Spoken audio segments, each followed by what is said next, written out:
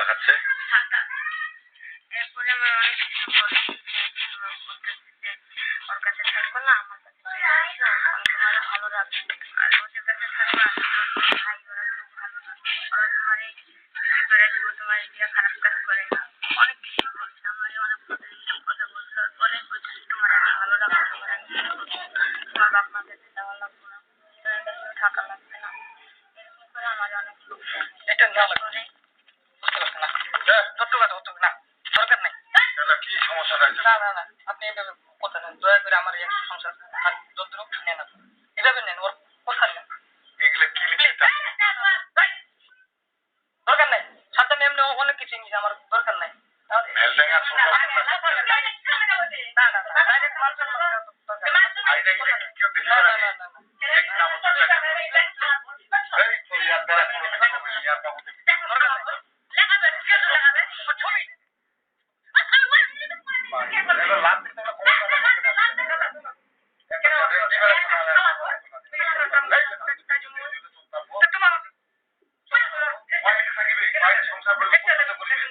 বিভিন্ন জায়গা লাগাম কিছু লাগাম মামলা করবো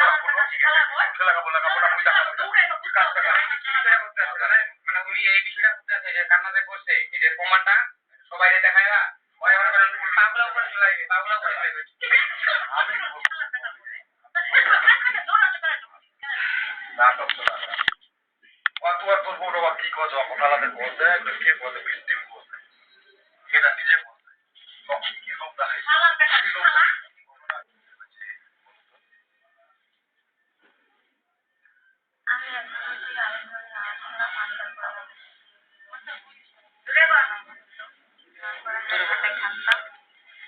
ঢাকায় আমার জমি চাকরি করতো, আমি বাসায় থাকতাম। আর ঢাকায় আমাদের এরপরে আমাদের দুজনের ভিতরে বাজায় দিত। কে বাজাইতো? সাদ্দামে।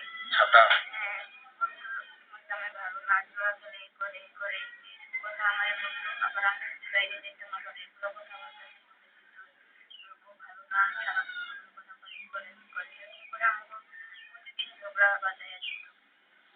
ঝগড়া কে বাজাই দিত? ওই সাদ্দাম। এরপরে অনেক ঝগড়া হয়, অনেক মারামারি হয়। পরে আমি ভিতরে থাকতে চাই, পরে মানে দেখা বাপ মার কাছে যাওয়ার দরকার নেই, এই জায়গায় থাকো, আমি তোমাদের বাইরে পাঠাবো, বিদেশে পাঠাবো, তোমার বিয়ে করবো, তাও তোমার বাপ মার কাছে যাওয়া লাগবো না। কে বিয়ে করতে চায় তোমার? সাদ্দাম। হ্যাঁ, তোমার বাপ মার কাছে যাওয়া লাগবো না, লিটনের কাছে থাকা লাগবো না, আমি তোমার বিয়ে করবো, আমি তোমার লিটনের অনেক ভালো রাখবো। এগুলোর লোক দেখে। তারপরে আমার অনেক কিছু কিনে দিত, কসমেটিক এনে দিত, অনেক বিকালের প্রতিদিন খাবার এনে দিত। তারপরে অনেক জায়গায় ঘুরতে নিয়ে যেত, কয়েকটা বসে বসে ঘুরতে নিয়ে যেত। নিয়ে যাওয়ার পরে আমার সাথে শারীরিক সম্পর্ক করে ভিডিও করছিল। কে করছিল ভিডিও? ভিডিও করছিল, এটা আমি জানতাম না। এরপরে আমি আমার স্বামীর কাছে বলেছে যাইছি।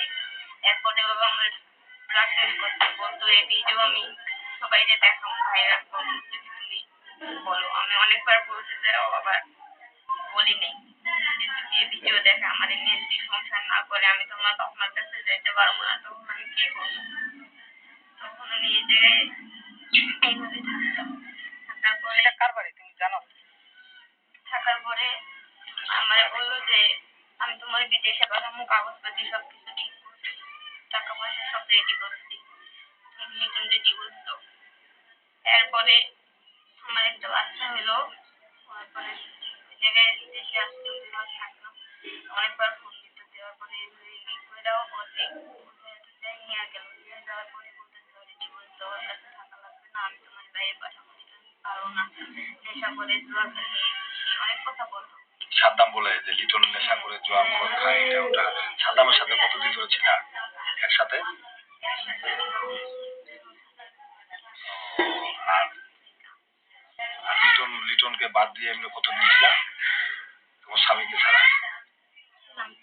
3 মাস। 3 মাস কি এক জায়গায় ছিল না বিভিন্ন জায়গায় ঘুরে নিয়ে বেড়াইছে? বিভিন্ন জায়গায়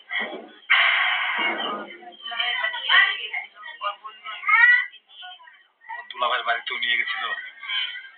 সাদ্দামের দুলাভের বাড়িতে? হ্যাঁ, আমি আমার বাচ্চার কাছে আসতে যে ও আমার এই ভিডিওগুলো আমি সবাইকে দেখাবো। যখন তুমি বলছো যে আমি লিটনের কাছে যাবো, আমার স্বামীর কাছে যাবো, আমার একটা বাচ্চা হয়েছে, তখন ও কি বলতেছে? বলতেছে তুমি যদি যাও আমি এই ভিডিওগুলো সবাইকে এই দেখাবো। ভিডিওটা ভাইরাল করে দিবে? হ্যাঁ। ও, এখন আমার ভয় রাখে একটু, তারপরে আমি এই জায়গায় বসে ও, আচ্ছা আচ্ছা থাকি। আচ্ছা, ঠিক আছে। তোমার এখন তুমি কি চাচ্ছ যে সাদ্দামের উচিত শাস্তি হোক? হ্যাঁ, আমি চাচ্ছি যে ওই আমার সংসারটা যেভাবে নষ্ট করেছে আর কারোর সংসার যেন ও নষ্ট না করে, আর কোনো মেয়ের জীবন যেন নষ্ট না হয়। আর তুমি এখন কোথায় থাকবা? তোমার স্বামীর বাড়িতে থাকবা? হ্যাঁ, তোমার আমি আমার স্বামীর কাছে আমার বাচ্চার কাছে থাকতে চাই। তোমার স্বামীর নাম কি? শাহাদাত হোসেন লিটন। তুমি কি এখন সাদ্দামের শাস্তি চাচ্ছ? হ্যাঁ, আমি শাস্তি চাচ্ছি যেন আর কোনো মেয়ের জীবন নষ্ট করতে না পারে, আমার সংসারটা যেমনি ভাঙতে আর কারো সংসার যেন ভাঙতে না পারে। আচ্ছা, ঠিক আছে, ধন্যবাদ। দেখছো? তুমি যদি